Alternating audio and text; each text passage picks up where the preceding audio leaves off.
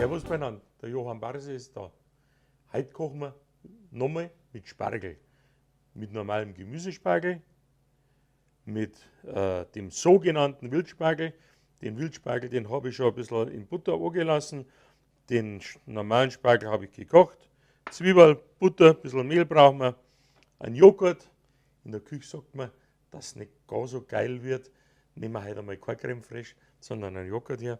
Eier, ein bisschen Sahne und einen Käse. Käse nach eurem Geschmack. Ich habe einen Gouda da. Ihr könnt einen Bergkäse nehmen. Ich habe es auch schon mal mit Mozzarella gemacht. Geht wunderbar.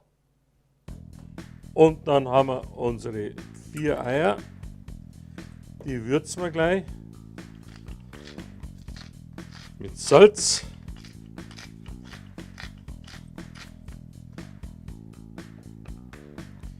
Ein bisschen Pfeffer. Wie ihr mag, Muskat.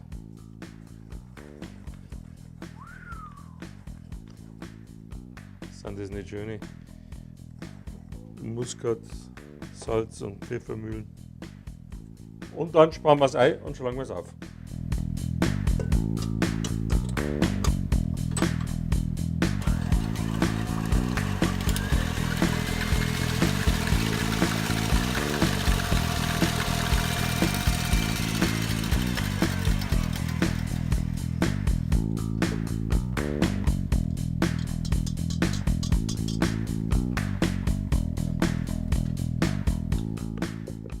Schön aufgeschlagen, wie wenn es für ein Biskuit war. So. Da kommt dann Joghurt rein.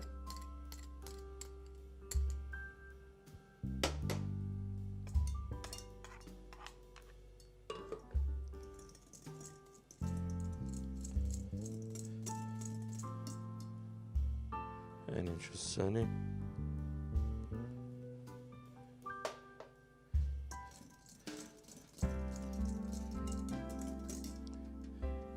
Und zur Stabilität ein bisschen Mehl.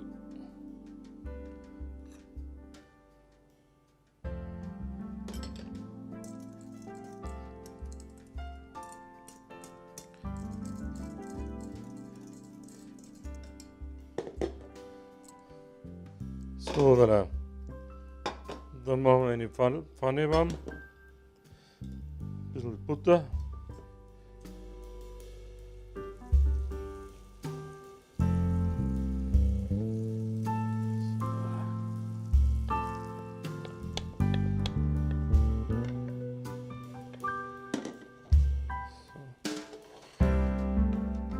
So. Nur kurz angelassen und dann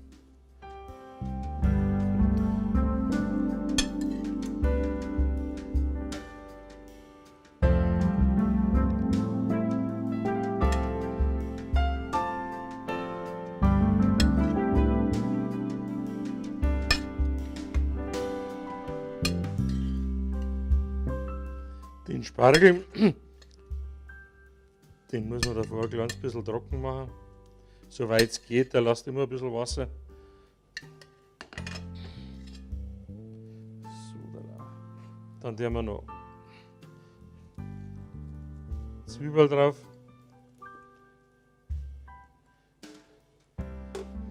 Und ab ins Ofenrohr.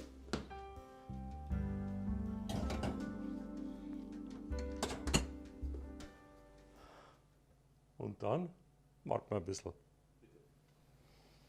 So, dann schauen wir uns die ganze Geschichte an.